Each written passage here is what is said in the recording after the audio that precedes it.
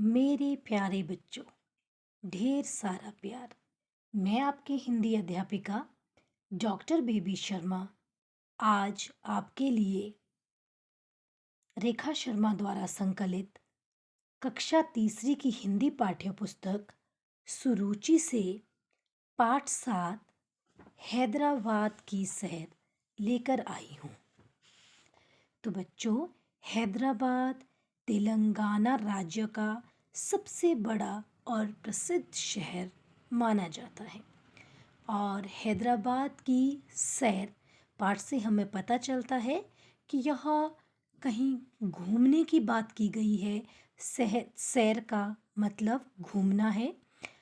पर्यटन की दृष्टि से देखा जाए तो घूमना एक ऐसी यात्रा को कहते हैं जो मनोरंजन या फुर्सत के समय का आनंद उठाने के लिए की जाती है।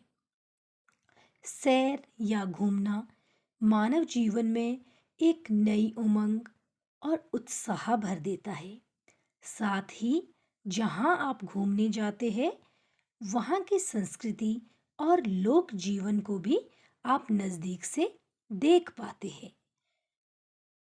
यह पाठ रोमा के द्वारा अपनी सहेली सजीली के लिए एक पत्र के माध्यम से लिखा गया है, जो लेखक ने यहाँ पर हैदराबाद के बारे में हमें बताने की कोशिश की है। हैदराबाद की सैर, पृष्ठ संख्या 51, पाठ 7। 2/3 शक्ति अपार्टमेंट, सेक्टर 34, नोएडा, 2 सितंबर 2023। प्यारी सजीली, नमस्ते। यह पत्र के माध्यम से यह पाठ शुरू होता है, जिसमें जब आपको पता है कि आप पत्र लिखते हैं तो आप सबसे पहले जिसको आपने पत्र भेजना है उसका एड्रेस आप देते हैं।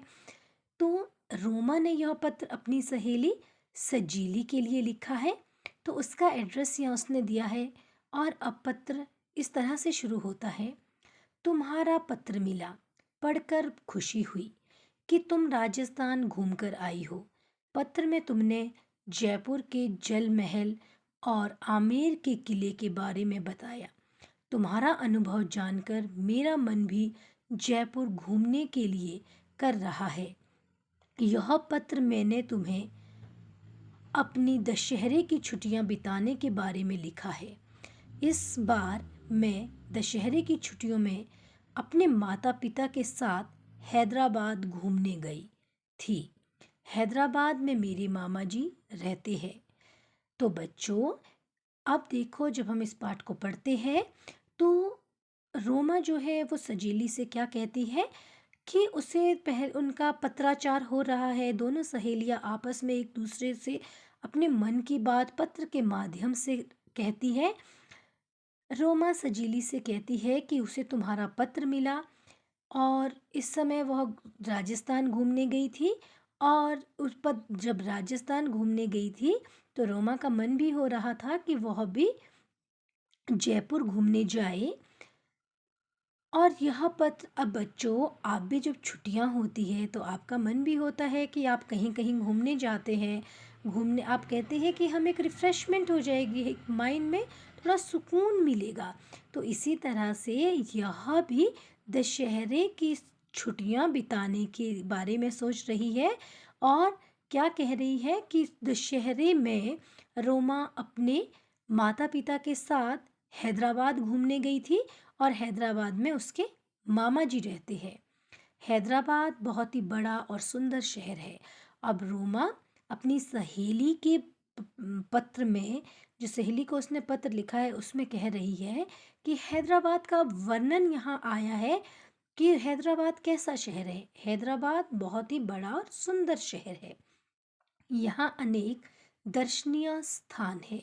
दर्शनीय होता है देखने योग्य। यहाँ देखने योग्य कई जगहें हैं। मामा जी हमें प्रतिदिन कहीं ना कहीं घुमाने ले जाते थे। प्रतिदिन का मतलब होता है हर रोज़। अब वो अपनी सहेली को पत्र में बताती है कि उसके मामा जी का घर हैदराबाद में है और मामा जी उसे हर रोज़ कहीं ना कहीं घूमने के लिए ले जाते थे। हम हैदराबाद में स्थित बिड़ला मंदिर देखने गए। बिड़ला मंदिर हैदराबाद के बिड़ला तार मंडल के पास स्थित है। यह मंदिर नौबाथ पहाड़ पर बना हुआ है। इसका निर्माण करने में लगभग 10 वर्ष का समय लगा था। अब यहाँ सबसे पहले बिड़ला मंदिर के बारे में बताया गया है कि बिड़ला मंदिर तारमंडल के पास स्थित है और यह बच्चों कौन से पहाड़ पर स्थित है? नौबात पहाड़ पर स्थित है और इसका निर्माण होता है बनाना। इसे बनाने के लिए लगभग 10 साल का समय लग गया था। Now turn your page.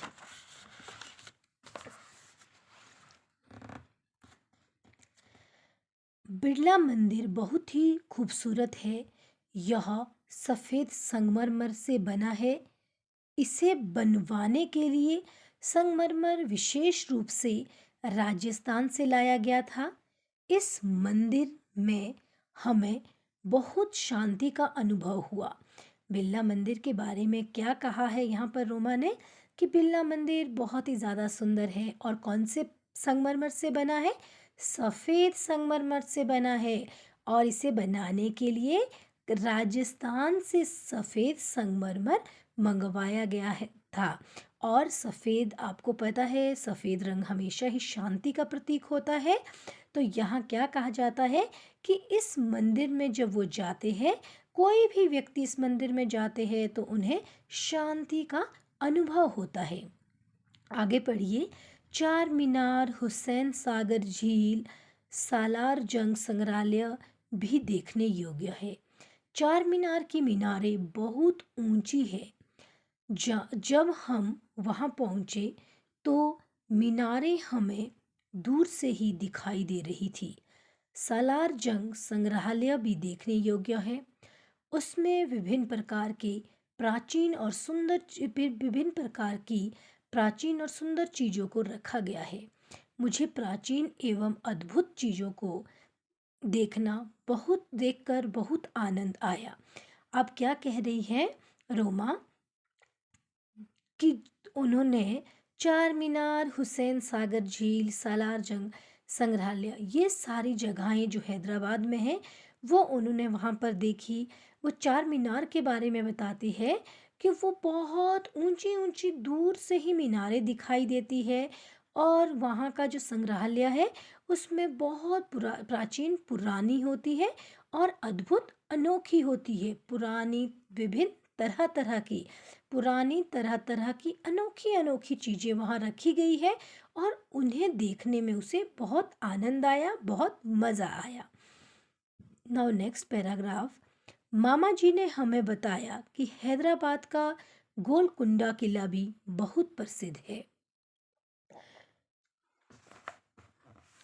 उस गुंबद के नीचे यदि ताली बजाई जाए या बोला जाए तो उसकी आवाज़ हमें आधा किलोमीटर दूर तक सुनाई पड़ती है। अब देखो, गोलकुंडा किला की यह विशेषता है कि जिस गुंबद के नीचे अगर ताली वह बना है, वहाँ अगर ताली बजाई जाए या कुछ आवाज़ की जाए तो वह आवाज़ कम से कम आधा किलोमीटर तक गूंजती रहती है। जानती हो, हैदराबाद और सिकंदराबाद दो जुड़वा शहरों के नाम से जाने जाते हैं। दोनों शहरों को विभाजित करने वाली झील हुसैन सागर झील है। अब देखो बच्चों, दो जुड़वा शहरों के नाम से कौन कौन सी जगहें जानी जाती हैं? एक है हैदराबाद और दूसरा है सिकंदराबाद। ये दो जुड़वा शहरों के नाम से जाने जाते हैं और इन दोनों को विभाजित होता है बंटा हुआ। कौन इन्हें विभाजित करती है? एक झील है जिसका नाम क्या है? हुसैन सागर झील। यह हुसैन सागर झील इन दोनों शहरों को एक दूसरे से विभाजित करती है, बांटती है, जो बहुत ही खूबसूरत है। इस झील के बीचों बीच जिब्राल्टर नामक चट्टान पर गौतम बुद्ध की एक खड़ी प्रतिमा है। प्रतिमा होती है मूर्ति। यहाँ पर और क्या है देखने योग्य? गौतम बुद्ध की एक मूर्ति देखने योग्य है। हैदराबाद को नवाबों का शहर भी कहा जाता है। हैदराबाद को किसका शहर कहा जाता है? नवाबों का शहर। एक विशेष बात है यहाँ के अधिकतर लोग तेलुगु भाषा बोलते हैं। तो बच्चों, एक और क्वेश्चन आपको यहाँ पता चला है कि हैदराबाद के ज़्यादातर लोग कौन सी भाषा बोलते हैं? ज़्यादातर लोग वहाँ की तेलुगु भाषा बोलते हैं। यहाँ के बाज़ार भी बहुत सुंदर हैं। मैंने भी सभी सखियों के लिए मोती से बनी चीज़ें खरीदी हैं। मैं हैदराबाद से वापस नहीं आना चाहती थी क्योंकि मुझे वहाँ रहना बहुत अच्छा लग रहा था, लेकिन समय का बंधन था, इसलिए आना भी ज़रूरी था। मैं तुम्हें सलाह दूंगी कि एक बार हैदराबाद ज़रूर देखना। हैदराबाद की सैर करने में आनंद ही आनंद है। वहाँ ऐसा आकर्षण है जिसका वर्णन मैं पत्र में पूरी तरह नहीं कर सकती। अपने माता पिता को मेरा प्रणाम कहना। मेरा हैदराबाद की सैर का अनुभव तुम्हें कैसा लगा, पत्र लिखकर बताना। तुम्हारी सखी रोमा। अब देखो बच्चों, हैदराबाद के बारे में इतनी तारीफ करने के बाद वह अपनी सहेली से क्या कहती है कि उसका मन नहीं था कि वो वहाँ से वापस आए, परंतु उसकी छुट्टियाँ ख़त्म होने वाली थी, उसे अब वापस आकर स्कूल भी जाना था। इसलिए और वो अपनी सहेली को सलाह देती है कि जब भी तुम अगली बार तुम्हारा मन कहीं घूमने का करे तो तुम हैदराबाद ज़रूर घूमने जाना। और साथ ही साथ कहती है सजीली से कि तुम्हारे माता पिता को मेरी ओर से प्रणाम कहना।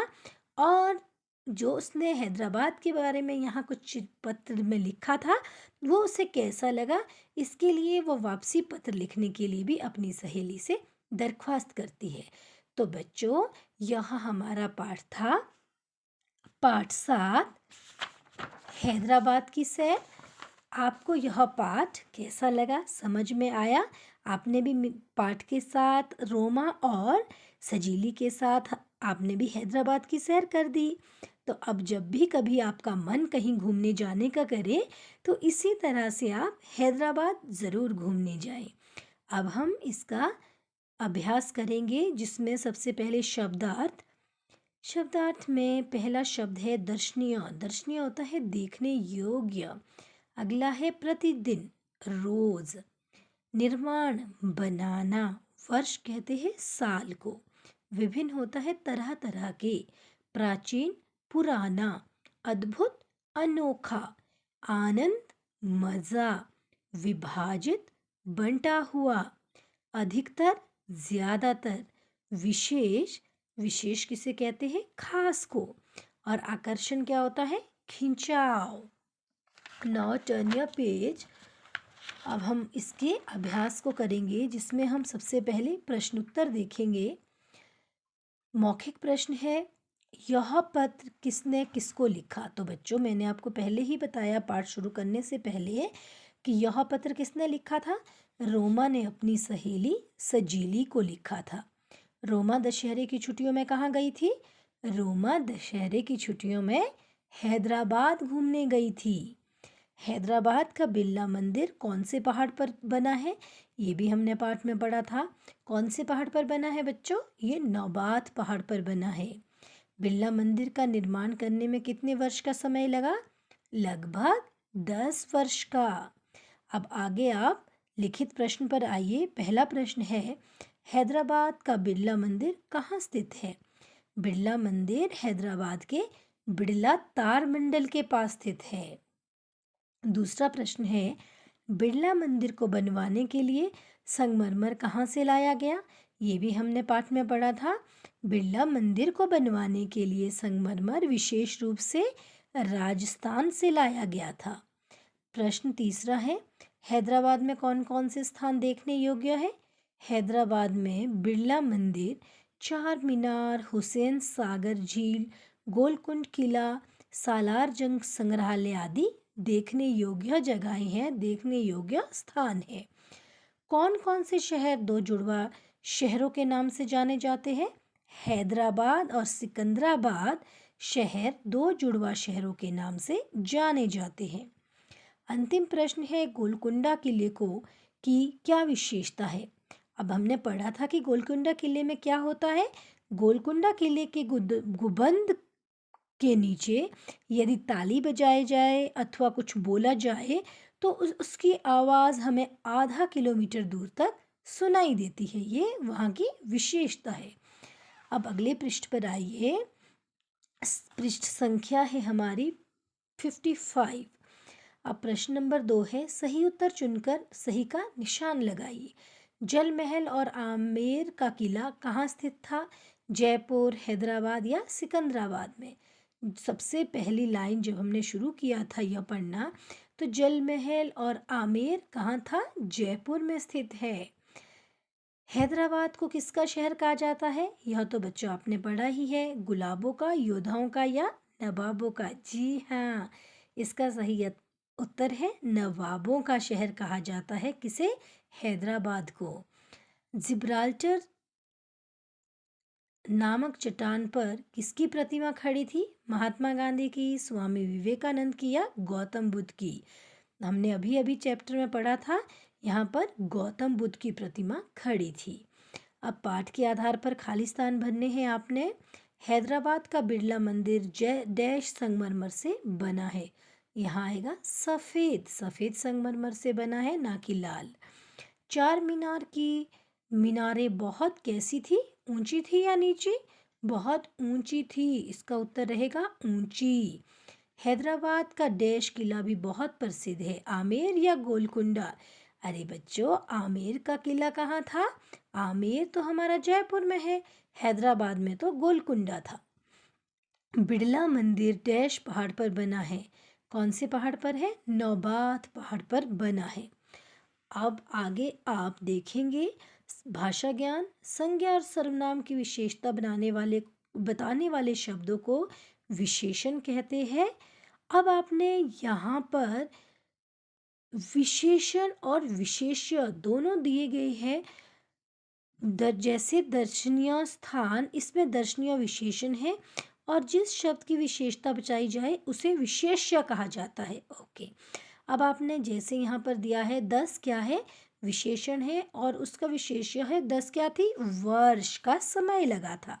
अब सुंदर, सुंदर है, सुंदर का विशेष्य है, सुंदर क्या था, सुंदर शहर था। ऊंची, ऊंची ऊंची क्या थी, ऊंची ऊंची मीनारें थी। और सफ़ेद क्या था, सफ़ेद वहाँ का संगमरमर था। और खड़ी क्या थी, महात्मा गौतम बुद्ध की प्रतिमा थी, उसके लिए खड़ी आया है। और अंतिम हमारे पास है अद्भुत, अद्भुत क्या थी, चीज। ये हमारा प्रश्न नंबर पहला था भाषा ज्ञान में। अब आगे देखिए, आगे हमारे पास है विशाल ने अपना पुराना फ्रिज देकर डैश फ्रिज खरीदा। यहाँ आपने विलोम शब्द लिखने हैं। पुराना का विलोम क्या है, नया। विशाल ने अपना पुराना फ्रिज देकर नया फ्रिज खरीदा। और अगला है हमें बड़ों का आदर करना चाहिए डैश नहीं। आदर का उल्टा क्या होता है, अनादर। हमें बड़ों का आदर करना चाहिए, अनादर नहीं। जीवन में सुख और डैश आते जाते हैं, सुख और दुख आते जाते हैं। कुछ आम मीठे हैं और कुछ, मीठे का विपरीतार्थ क्या होता है, खट्टे। कुछ आम मीठे हैं, कुछ खट्टे। अब आगे आपने वचन बदलने हैं, एक वचन और बहुवचन। हमारे पास एक वचन मतलब एक वस्तु, बहुवचन मतलब बहुत सारी वस्तुएं। कुछ चीज हमारे पास वचन में एक वचन दिए हैं, आपने उसका बहुवचन बनाना है। बात, बातें, रात, रातें, मीनार, मीनारें, झील, झीलें, ताली, तालियां, छुट्टी, छुट्टियां, सखी, सखियां, लड़की, लड़कियां। अब आपने यहाँ पर कुछ और शब्द दिए हैं प्रश्न नंबर 4 में, जिसमें आपने जोड़े बनाने हैं। जो देखने योग्य हो उसे क्या कहते हैं, दर्शनीय। जो रोज होता है, रोज क्या है, प्रतिदिन। पुराने समय का पुराने समय का प्राचीन। देश विदेश में घूमने वाला कौन होता है? पर्यटक। जहाँ चीज का संग्रह होता है उसे कहते हैं संग्रहालय। जहाँ पूजा की जाए तो बच्चों पूजा हम कहाँ करते हैं? जी हाँ, मंदिर में। तो इसका हमारे पास जोड़ा किसके साथ बना? मंदिर के साथ। अब बच्चों आपके पास अगला प्रश्न हमारे पास है प्रश्न नंबर 5। हमारे पास अंक दिए हैं, आपने उसमें शब्दों से हम किस तरह से हिंदी में लिखते हैं वो आपने यहाँ लिखना है। हमारे पास 1 0 10 दिया है, ये है 10। आगे है 1 5 15 प अंक दो में र ह 15।